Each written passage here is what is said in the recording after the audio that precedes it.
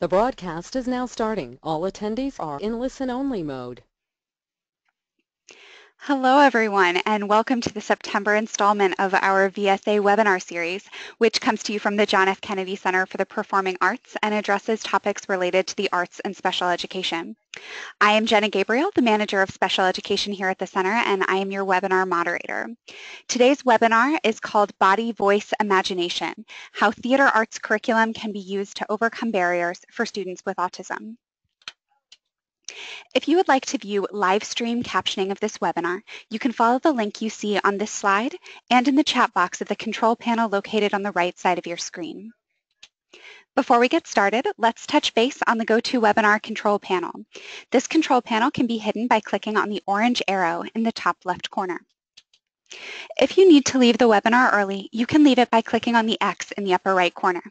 A recording of the webinar will be available afterwards, so you can catch up on any parts you miss. You can connect to the audio portion of the webinar through your telephone or through your computer's microphone and speakers. Select the option that works best for you. If you are calling in from your telephone, please make sure you mute your computer speakers. You can submit comments, questions, or answers to questions using the chat panel located near the bottom of the control panel. I will monitor it throughout the webinar. If you prefer to speak your input rather than typing it, please click on the raise your hand icon on the control panel, and I will touch base with you and unmute your microphone at the appropriate time. You will have a few opportunities to participate during the webinar. There will be polls during the webinar, which you will be prompted to respond to on your screen. We will also have the opportunity to ask questions once James and Nikki's presentation has concluded. During the open-ended question and answer time, please click on the raise your hand icon if you wish to speak, or type your thoughts into the chat panel. Within the week, we will send out a follow-up email with a link to the recording of today's presentation, a copy of the PowerPoint presentation, the handout, and a copy of the webinar transcript. This means that you can go back to watch the recording and review supplemental materials in addition to any notes you may take during the webinar itself. Our next webinar is called The Teacher and the Teaching Artist: Collaboration and Community Building in the Classroom, and will take place on Tuesday, October 11th, 2016. Forgive me, that date is incorrect on your screens. It is Tuesday, October 11th, and the time is actually shifted 4 p.m. to 5 p.m. Eastern Standard Time. If you haven't already, you can register for it now by clicking on the link in the panel. If you are active in social media, I invite you to connect with us using hashtag VSAWebinar. On Facebook, we are VSA International, and on Twitter, we are VSAINTL, and we would love to engage with you. And with that, I will turn it over to today's presenters. James and Nikki, take it away. Hello, everybody. My name is James Leckitz. And I'm Nikki Swoboda. I'm the Education Director at Stages Theater Company in Hopkins, Minnesota. Wonderful. Jenna here. We are not seeing the slides come up on our screen. I am working on that right now. Hang tight. Oh, no problem. Perfect. You should have gotten an option now to share your screen.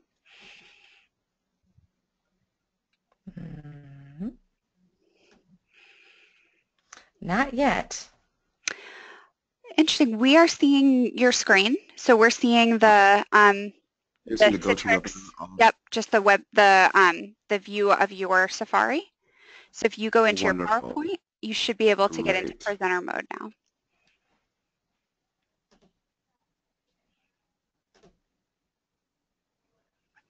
Thank you. There we are. Looking good.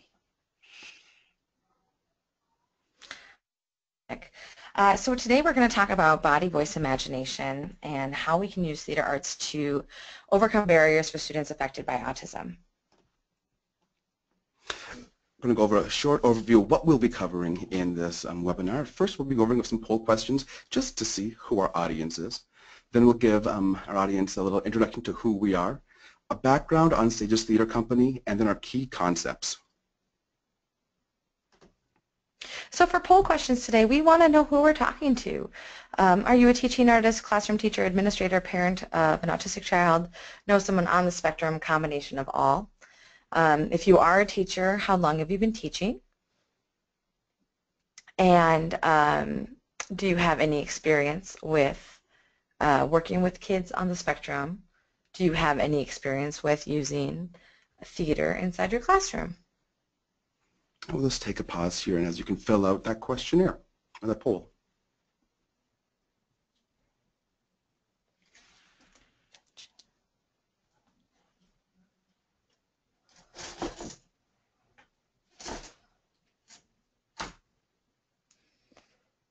All right.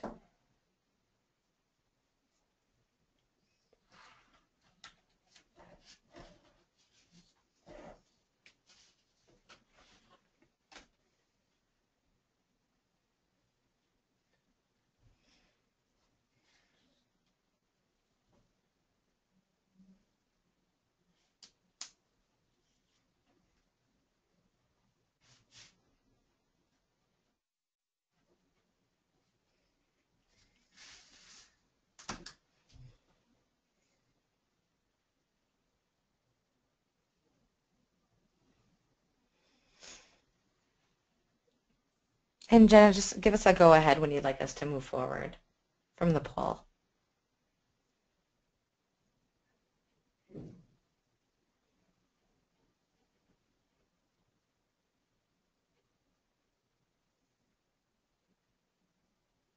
We are still getting a few responses in, so give it maybe another 30 seconds or so. Perfect. Awesome.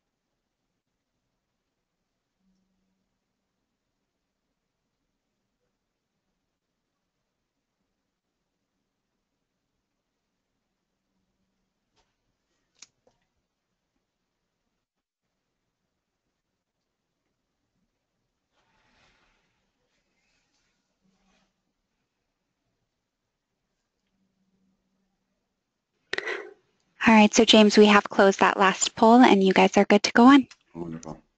All right, here we go. All right, here's the little introductions about ourselves. And my name is James Leckitz, and I'm an Education Associate and Arts Access Specialist at Stages Theater Company.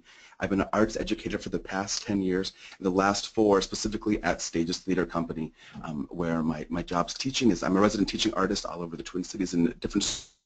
I'm also a lead teacher for the CAST program, which is a acting program we have for students affected by autism. And I also specialize in working with other students who might have barriers to theater, whether that be monetary or poverty or any other barriers that might exist for them. I go and teach and work with different organizations. And I'm Nikki Swoboda. I'm the Education Director at Stages. I have been a theater arts and dance teacher for 15 years now. The last 5 years have also added Arts Administrator onto that list as I continue to teach for our education program and also get to lead it. I started at Stages in 2012, and was one of the first things I did was start the CAST program, which is Creative, Accepting, Sensory-Friendly Theater. And that is how we first began our relationship in working with the autism community. And here's just a picture of us that you can see kind of our day-to-day interaction. In which I look like a maniac, but you It know. also looks like the cover of Wicked, possibly. Who knows what's going on? You never can tell. All right, a little bit about Stages Theater Company. We are very happy to be celebrating 34 years this year. It's our 34th season. We are the second largest children's theater in Minnesota. We are about 10 minutes away from downtown Minneapolis, for those of us who don't know Minnesota and metro culture, so we're a tier 2 suburb. We are fortunate, however, to, yes, be in the suburbs, but we have education and production programs in all of the 7 counties of the Minneapolis, St. Paul, Twin Cities area, and we also tour to Greater Minnesota. We have 11 tour spots this year between education residencies and production residencies in Greater Minnesota. Every year we serve about 145,000 youth and family members through our productions, workshops, residencies, and apprenticeship programs. Our education program is consisting of about 6 different areas. We have our workshop program, our acting conservatory, our residency program, after-school program, community ed program, and then the Open Door program. And the Open Door program is dedicated specifically to people who have barriers that would prevent them from having arts programming in their lives. So we're very fortunate at Stages that we have a fund that is just dedicated to giving that program to those agencies of people. And here's the mission of Stages Theater Company. Stages Theater Company is committed to the enrichment and education of children and youth in a professional theater environment that stimulates artistic excellence and personal growth. Our core purpose, we use theater to empower young people to create a positive influence in their world. All right, we're going to talk a little bit now about what the key concepts of our presentation is here today. We're going to begin by talking about what autism is and what the challenges and strengths that affect students with autism are, going through those in detail. We'll grasp the benefits of how theater pairs with the deficits of autism. And then finally, we're going to take you through what an actual CAST class looks like. We're going to learn games and activities that we use with the students. Concept number 1, understanding what autism is and the challenges and strengths that affect students with autism. So what is autism? According to the diagnostic practice of it, individuals on the spectrum must exhibit social difficulties, communication difficulties, repetitive behaviors, adherence to routine. And this comes from the DSM-5, which is the diagnostic book psychologists and psychiatrists use. And there is no confirmed study. I'm going to repeat that again. There is no confirmed study that tells us what causes autism. Even though people may have theories about that. Autism is known as a spectrum disorder. That means any child who is diagnosed with ASD is likely to behave and learn differently than another child with ASD. So, and we like to say that if you know one student or one person with autism, you know one person with autism. Great, and I just wanted to say on the pictures that we're seeing here, on this last picture, that was our, this picture. This is our full cast of our summer Showtime production that we had. We did an autism-devised project on Roald Dahl's The BFG with peer mentors. And then a picture we have on this slide we were just on is one of our stable. We've seen him for years and years and watched him grow, our friend Rowan. So here are some common challenges with ASD. It's social challenges, cognitive and communication challenges, and behavior challenges. So with social challenges, there's one that's called theory of mind. And what this basically means is that you can't put yourself in somebody else's shoes. That's kind of a simple definition of it. So you can't understand how a person might be thinking or what a person might be going through because you can't. And so that is a challenge for people with autism.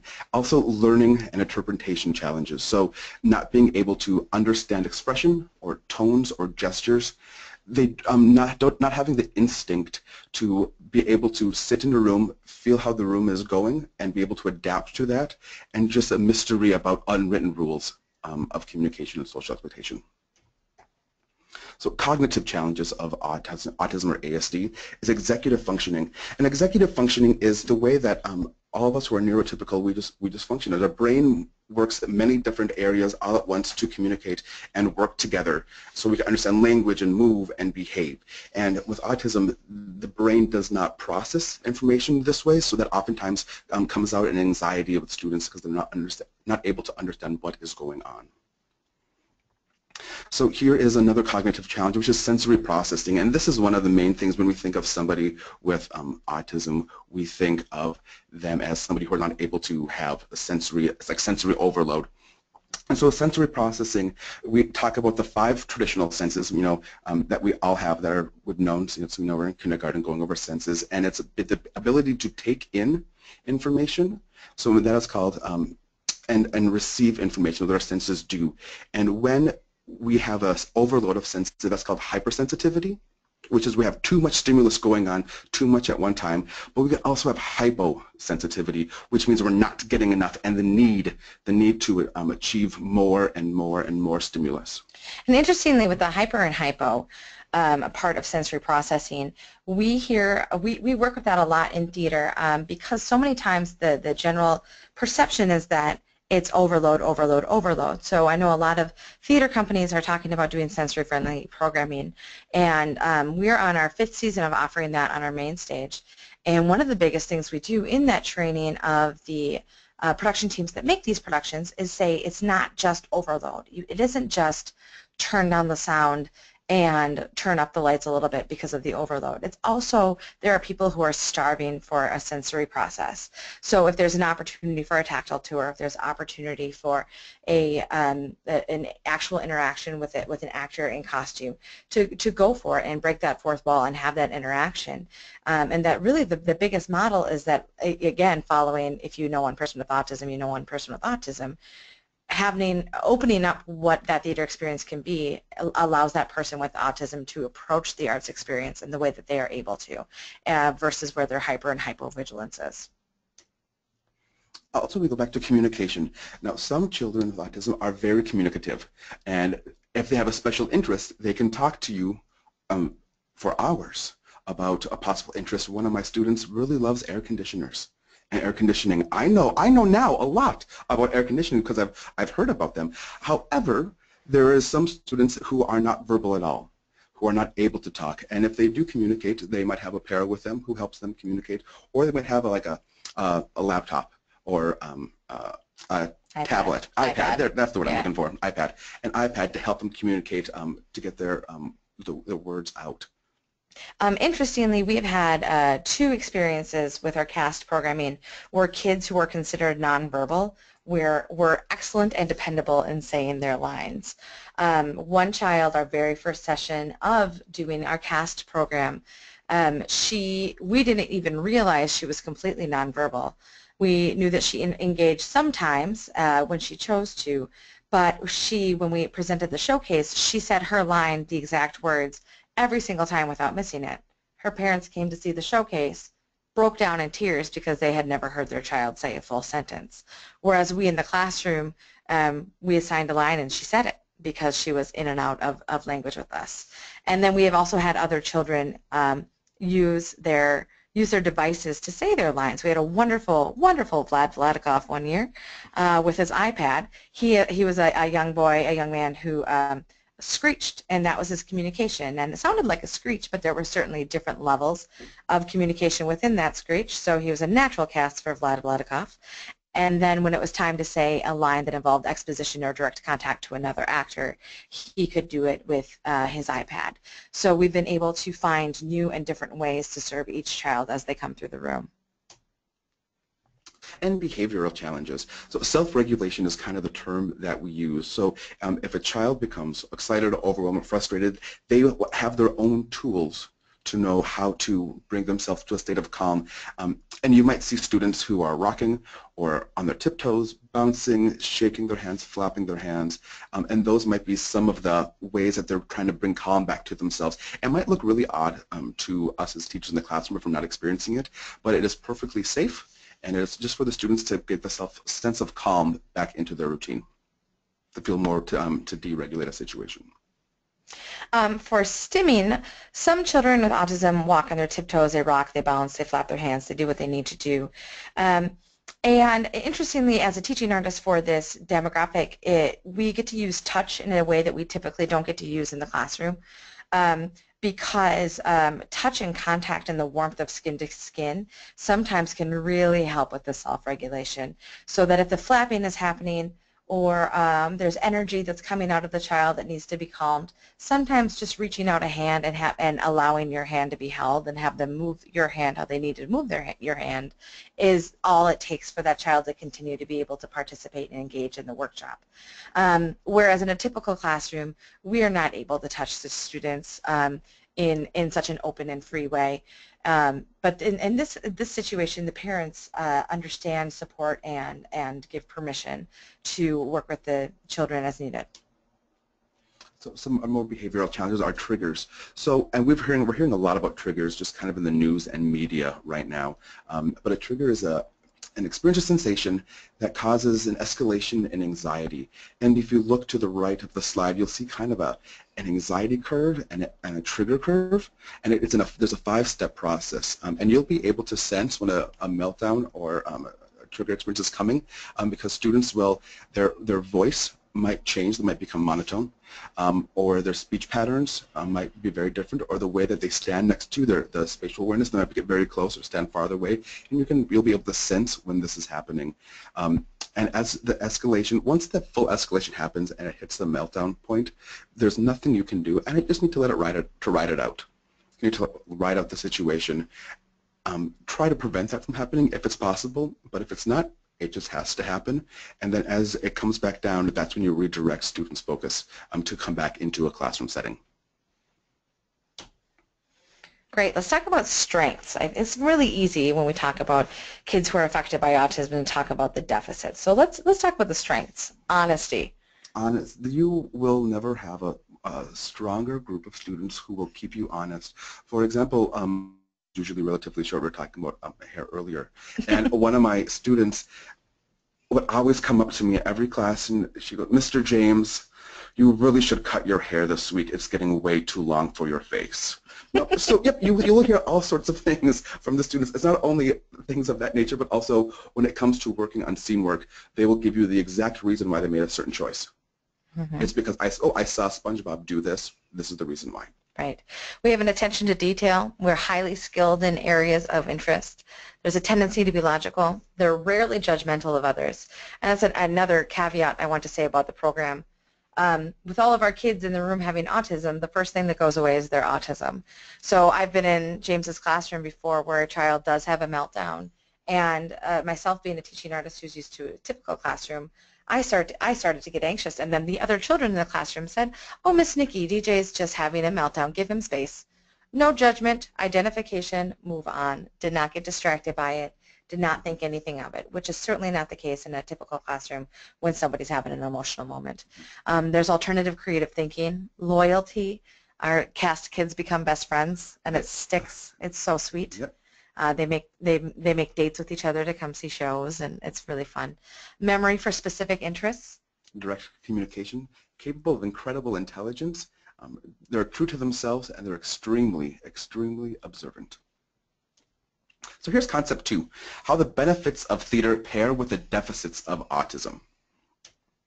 Now here's a bit about our CAST program that you've heard us talk about, and CAST stands for Creative, Accepting, Sensory-Friendly Theater. And this program started in 2012. Nick, you can go talk a little bit about how the CAST, or the program was Absolutely. I came when I started at Stages Theater Company. I came from teaching at a theater company up in northern Minnesota called the Duluth Playhouse, and they had already had many years and seasons into a program called Stage Play, which was a theater program they used with kids on the spectrum, and then they used teenage kids from their conservatory as peer mentors. I had been a hired gun, a teaching artist, to come and do a few workshops, and decided to wander over to class, and I saw just an incredible, incredible class, and it touched me to my core in terms of what was possible, because we're told that kids on the spectrum aren't able to do this or aren't able to do that, or that they have all these deficits, and yet there were fully realized plays happening in front of me and incredible mask work and just really incredible things happening. And so when I came to Stages, I knew that I wanted to follow suit of the Duluth Playhouse and the work they were doing. So I started it, and we continue to learn and have best practice as we learn. We categorize our 2 tracks by age, not by their dedication to their autism. And what we mean by that is we always talk about function, right? High function, low function, and that's so simplistic and insensitive a bit, because like I had mentioned earlier, kids' success in the program isn't connected to their function and as typically defined. So you can be, the only rule we have is that if you are nonverbal or you require physical assistance, that your aide also comes to class with you so that we can continue our teacher-student ratio. We are partnered with the Autism Society of Minnesota for this our CAST program, which is great resources for training with teachers and also with our space and making sensory friendly. And they recommend, Awesome recommends that there should be a 4-to-1 ratio of student to teacher, where we have 3 adults in the classroom at all times, and class is full at 8. So it's more like 2.5 to 1 in our class structure.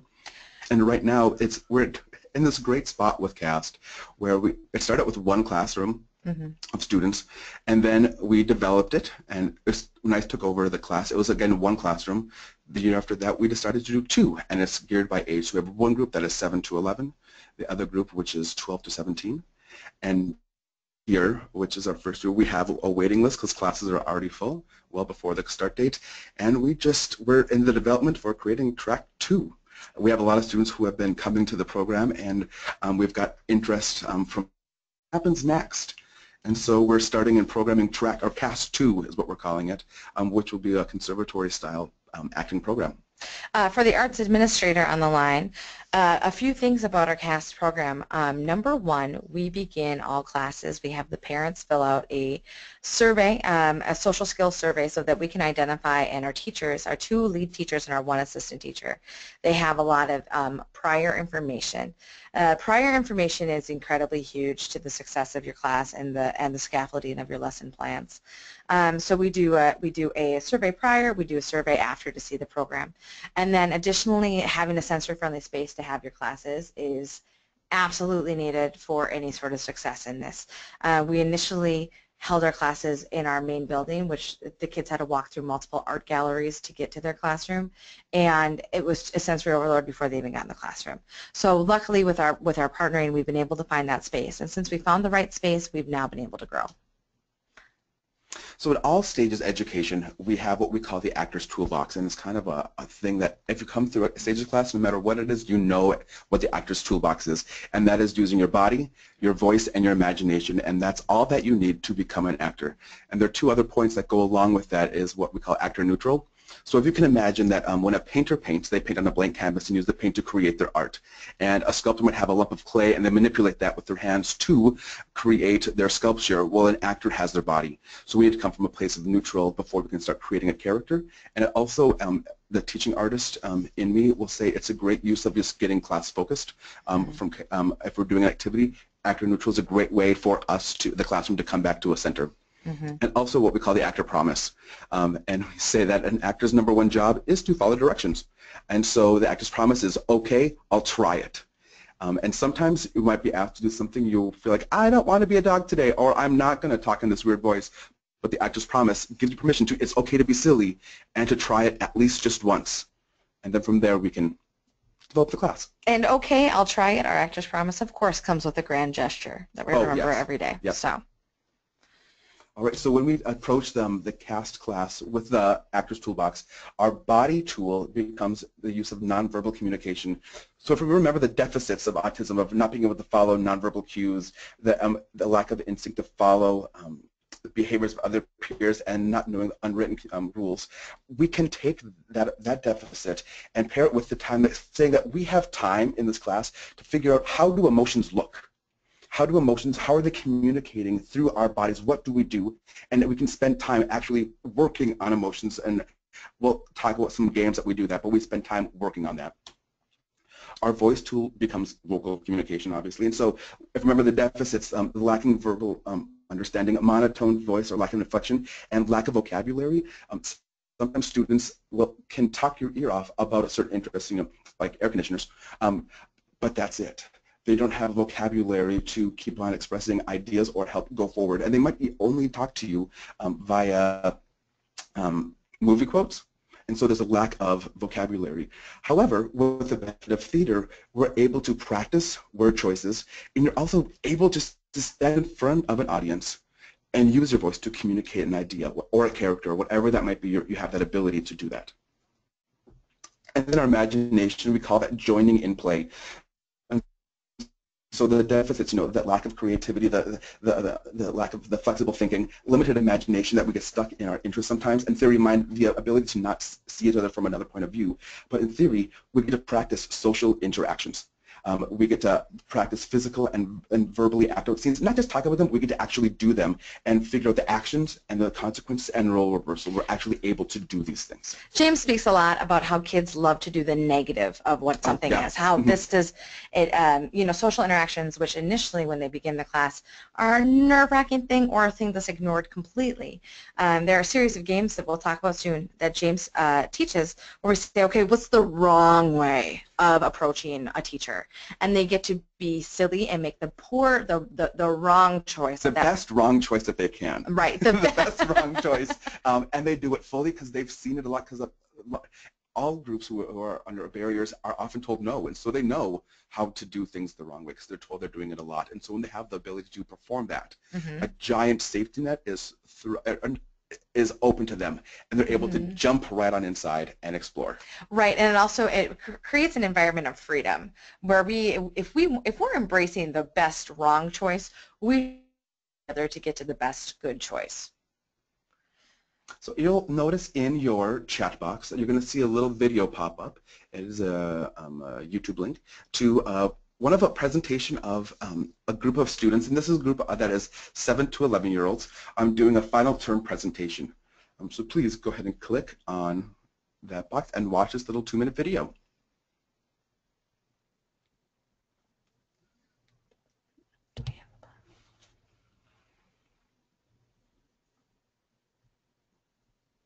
And Jenna, if you can let us know when the video is over.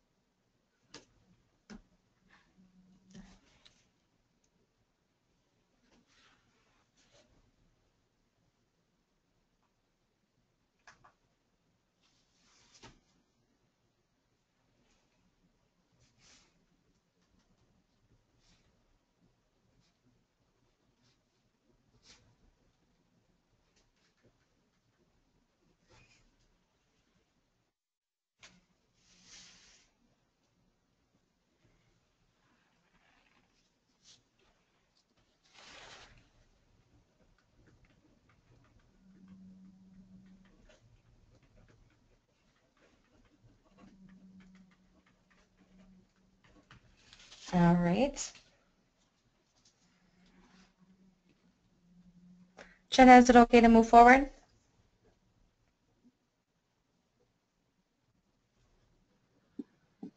Yeah, I think you're probably good. Great, thank you. Yeah. All right. Let's get into our actual class, games and activities used to help students who are affected by autism. So we'll talk about the beginning of our class before we actually get into it. It's very important to create a very structured routine for everybody. What this does, it creates a very safe and welcoming environment that every student can expect to happen week to week to week. So here's how a class starts. I always have students, we sit in a circle first and we do a verbal check-in. This way students can hear what has happened since we met last time. It's also a great chance for the students and the teachers to see how each student's doing that day. It gives us a chance to like check in, okay, you're having a good day, perfect, or you're a little under the weather because you're sick, you have a cold. Great, we just know what to do. Then we start with a centering warm-up. And we always focus this on the actors tools first, and find an activity that is something that can grow during our course time. I like to do a lot of isolation work, so moving your body in isolations, which is like one part at a time, so just your head in a certain way, just your torso or your hips in a certain way, in circles, forward and backwards. And what this does for your body tool, it gives a chance for students to improve as they go forward. Same with the vocal tool. Warming up your voice with a certain pattern, sometimes tongue twisters or just diction exercises they improve over that time. After we do that kind of warm-up, we have students do a warm-up, which is maybe a stretching of some sort, and we go around and the students pick one stretch. A lot of times it is something they learned in gym class that they're like, oh, I learned this one, this feels really good today. And we go around and we do a stretch through the whole group, because then it gives them a chance to take ownership of what the class is doing. And that's more improvisational. There we go. There you go. But it's still that structure that students know this is going to be happening every time. And then we go over the schedule for the class of the day. And we end class the same way, where we review what we've gone over and then going over what's coming for the following week. Mm-hmm. And also sometimes with classes in some sessions we've posted what the time and schedule is so that people can visually check in. When I say the schedule, it's on like those giant post-it boards that's stuck against a wall, and we go over everything. And it's great because I have a couple of students who, once an activity is done, they always ask and they go cross it off. So we know exactly how we're progressing through the class.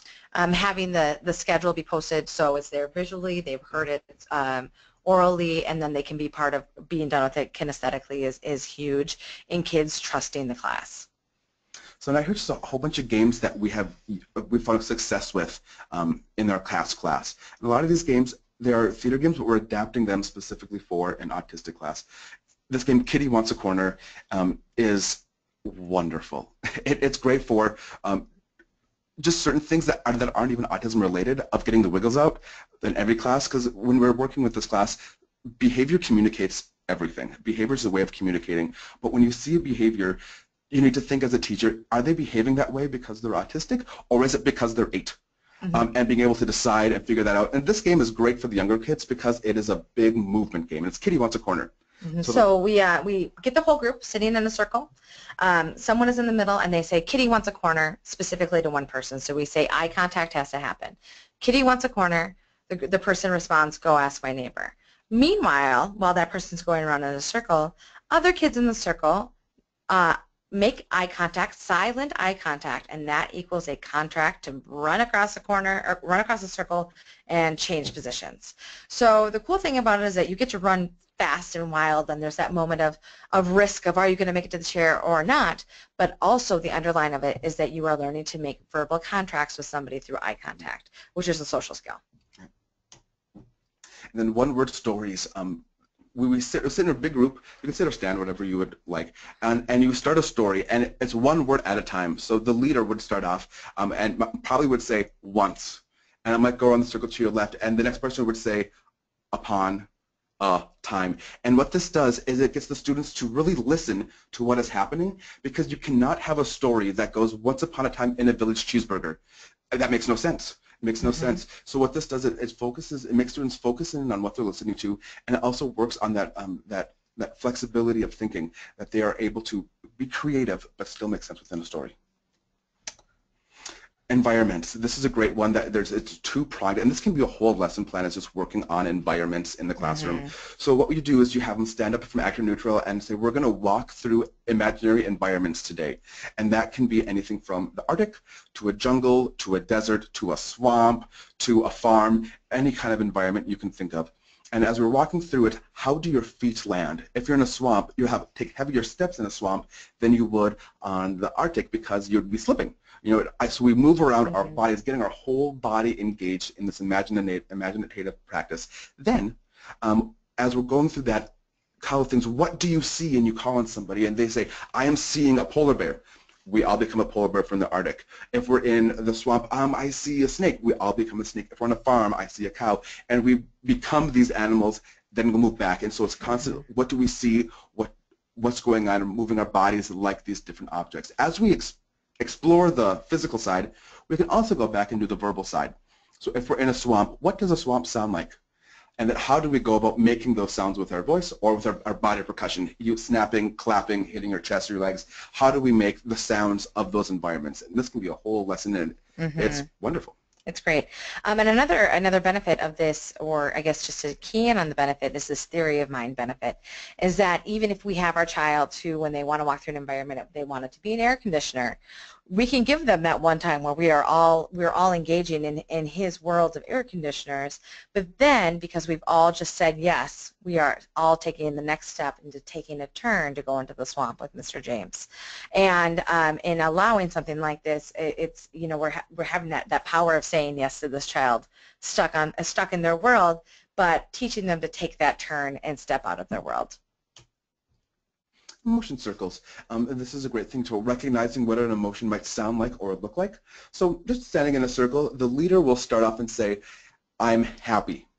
And we go around the circle building that emotion. So if I'm saying I'm happy at level 0, and by the end of it, by the end of it, comes complete circle, the person on my side will need to be at level 10, being the biggest. And so that's vocally the biggest and with the body the biggest. So it can be anything from like I'm angry, I am sad, I'm surprised, I'm happy, I'm scared. But we start out from basic, from 0, and we build to level 10 vocally and physically. Also with emotion circles, when we're at a 0 or a 1, we can start by saying just engaging your face. All right, show me happy on your face, and that's a level 1.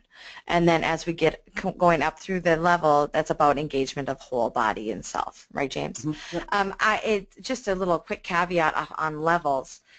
James often organizes things with his kids through levels. So even if it's yes shows joy at a level 1, level 8, similarly, if a child is feeling frustrated, he also will say, what level of frustrated are you at? And then it's interesting because it allows the child to think about a number level as opposed to being stuck in that feeling. And I've seen James de-escalate quite a few situations by talking about a level instead of talking about a feeling. Changing rhythm, this is another game that's great for nonverbal communication. So one person will be asked to leave the group because they'll be coming in to find out who's changing the rhythm. And the group will pick a leader then, and they'll start with the rhythm. It could just be clap, snap, snap. And the whole group starts this clap, snap rhythm. The person is asked to come back into the circle, and as this clap, snap is going around, the leader of the group will change it. So it could go, we start out clap, snap, and then goes to just clapping. And the job of the person in the middle is to figure out who is changing the rhythm. And you know, it's just from looking around the room of how are people responding to the rhythm being changed, who are we looking at, finding those clues of how the whole group is changing, or are we able to work on this game.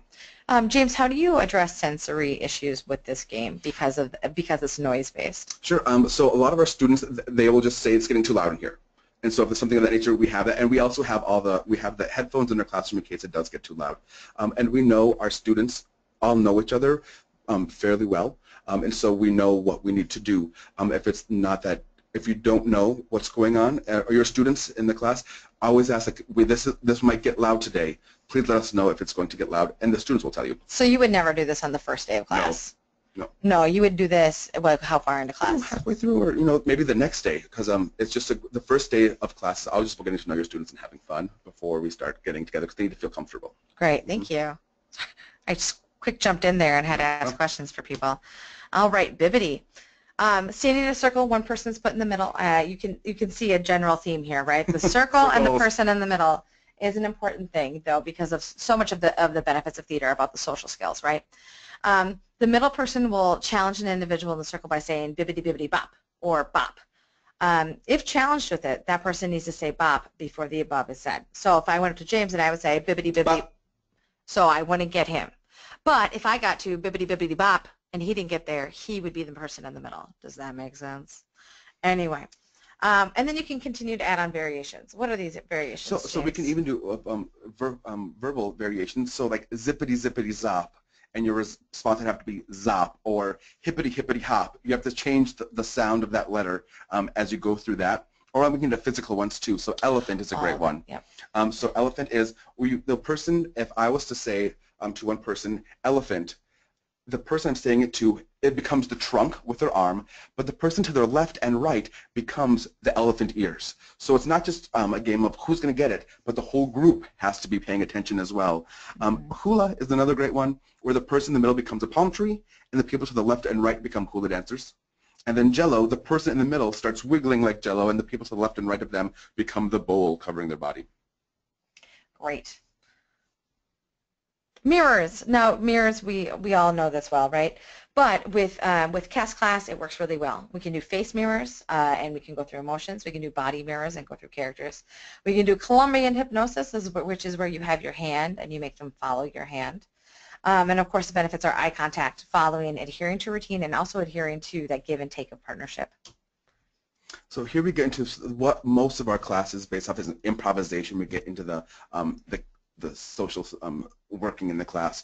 So these next two games, freeze and then just basic improv, we use a lot. So freeze, two people come up on stage, and we always give them the idea of the provocation to start somewhere. So you're in a coffee shop, you're going to the zoo, you're at the grocery store, you're waiting in line, and those two people on stage have to create a scene, and they just go. Sometimes it's difficult to get the inspiration of what to do, so the teacher, of course, we will assist the students with ideas as they go forward. But once that scene is happening, if anybody in the audience gets inspired by something, a physical choice that's being made, or a word they hear, they yell the word freeze, and the actors on stage freeze where they are, full body.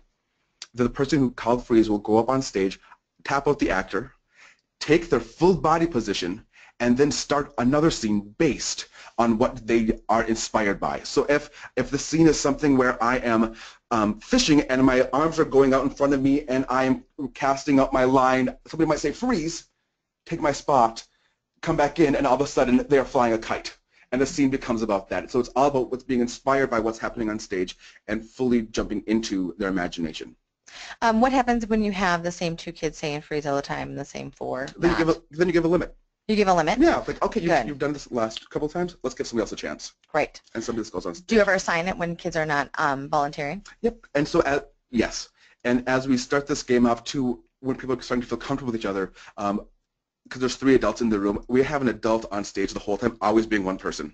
Good note. So there's always a comfortability, and also the story, because sometimes the story just might not go far as students are developing their improvisation skills, so that teacher is able to keep on provoking and making the story happen and going forward. And the teacher is never taken out, only the student is, to give the option. Great, but it still sticks 2%. 2 people. Fantastic. And now this improv, this is the one talking about doing things wrong. So we pick social settings and just interactions. The idea of tipping for my older students is really complicated. They don't know why do you tip and how to judge how much tip is based off service. So we talk a lot about tipping and about just interactions at school that they have or with their parents. And this is the one where we do it wrong. We start out wrong, and how do you go about doing it wrong? And then from there, we work our way back. And the great thing about this one is that we ask for the audience for the response. So we see a scene that's done wrong. Okay, great, thank you very much for the scene. Audience, what did you notice? What happened in the scene? And through that feedback, we're able to work on the scene again. So we take the feedback, work on the scene, do it again. Audience, what did you notice? To work into a way that makes sense, that is more, I'm air quoting, appropriate for social constructs. So that's the way that we get this improv to work. Now, if you have any questions, we have some time left, about 10 minutes left here for questions. Please let us know if you have any questions about what you have heard or what you have seen. Kind of raged through a lot of that fast. Great. So give me 1 second to take back the screen. Great.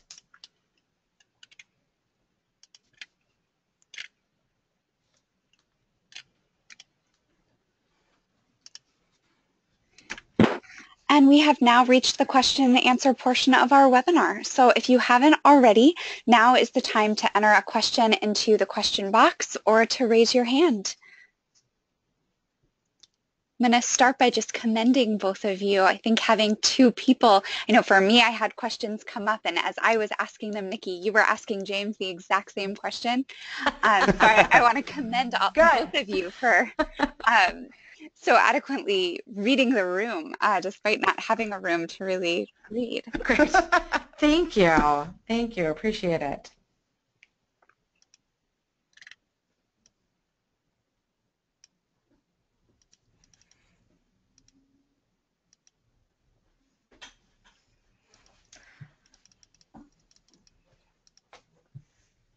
Great, so some questions starting to come in.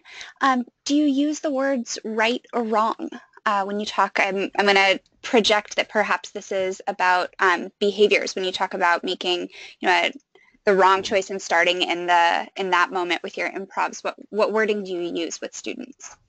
I always say there's never a wrong choice. So in that context, yes, we say there's never a wrong choice. Anything you do is possible.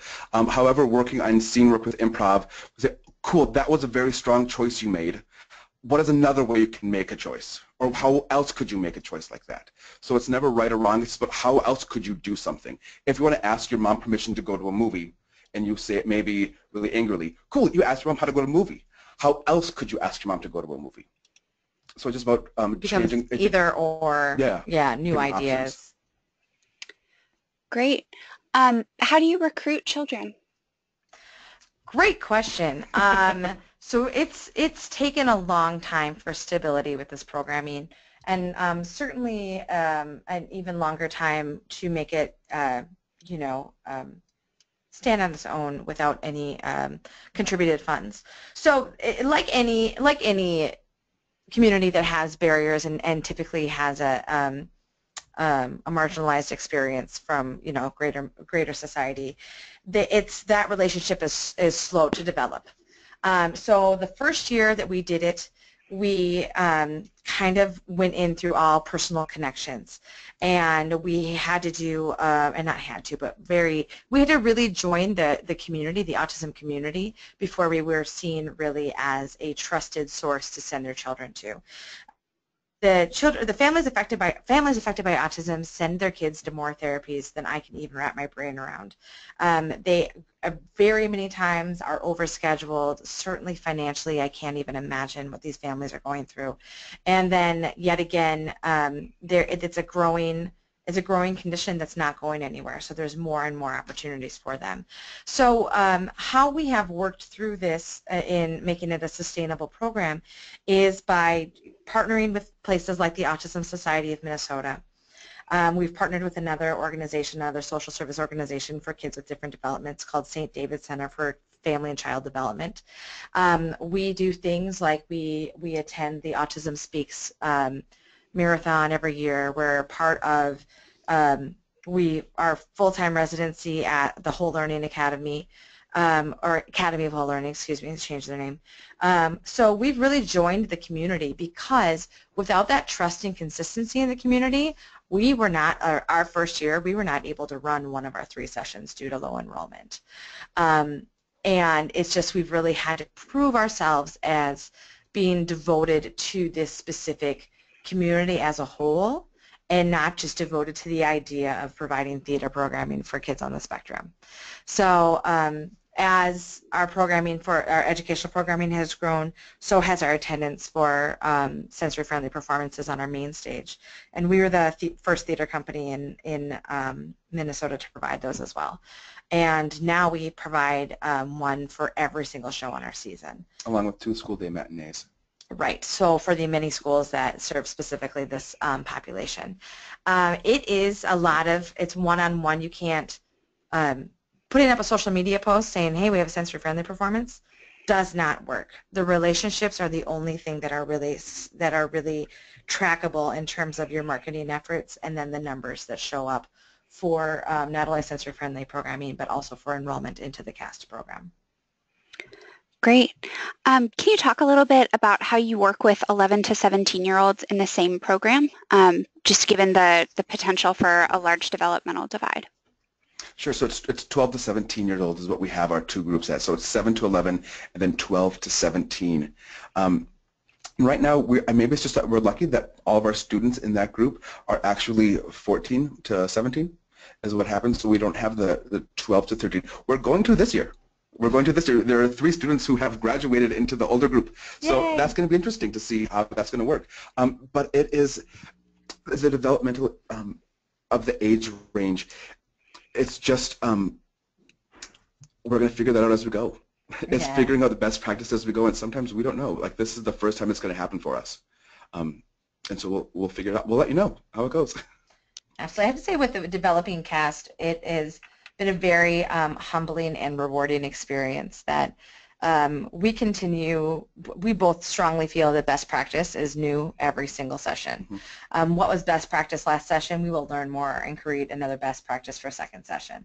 So we're very humble in listing ourselves as learners and hopefully leaders in the program, but really we're learners, and we learn so much from our kids and from our community and from our social partners on how to continue to develop this programming. Great. How would you approach these games differently in a larger integrated classroom?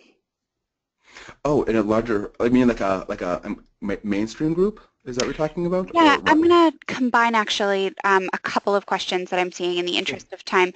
We did have some folks asking if you do any classes that have neurotypical kids alongside those with autism, and so I'm going to project for this classroom or this question how you might approach these games differently in an integrated or inclusive space. Sure. So this summer was our first time that we had peer mentors involved in our program. So we had and it was geared towards a production where we did our BFG production this summer. And so we had 11 students who were on the spectrum in the class, and that was all older students. And then we had 7 peer mentors as well. And so the peer mentors went through a training of how to work with students who are on the autism spectrum, but knowing that they're roughly the same age. So that was kind of an interesting process to go through, but just the way of how do autistic students think. And during that process, we treated it as if it was just a typical rehearsal, that everybody is there to put on a show to the best of their ability. And so there was no going about, oh, you have a disability, we'll take it easy with you. Absolutely not. Or you are you're a typical student, but you're working with other people, we can let you slack. Absolutely not. It was a traditional rehearsal setting that our expectations were kept high, and all of the students met it. Like it was a 3-week-long process, and by the end of those 3 weeks, at 3 weeks and only rehearsing for an hour and a half a day, by the end of that 3 weeks, it was a 50-minute play that was off book and memorized, which is pretty remarkable, because that doesn't happen very much with most groups. You know? Also, we teach at plenty of, we do plenty of in-school residencies where there are neurotypical kids. Well, obviously, that's the classroom, and that kids are mainstreamed. And in those situations, we ask for, if we didn't get the communication up front of needing to serve somebody specially in a different way, if we sense that once we're in the classroom, and you know, at this point in time as educators, we kind of read a room and know what we're dealing with without having to read IEPs too much. But then we scheduled more appointments with aides, education associates, or teachers to give us more information, so that if we need to bring an intern, we need to bring a co-teacher to have more hands-on help, then we will absolutely do that. And again, we're lucky we have an open door program that's dedicated to providing that kind of help. Wonderful. Well, thank you both so much for such a wonderful webinar. I'm going to ask our webinar participants to please remain on the webinar for a few moments longer to complete a short evaluation survey that will open when you close the window. That feedback is so appreciated by our team as we craft our upcoming seasons. And finally, thank you for joining us. If you have questions or comments, you can feel free to contact me directly by email at jgabriel, Gabriel, at kennedy-center.org, or by phone at 202-416-8861. Thanks again, and have a great day.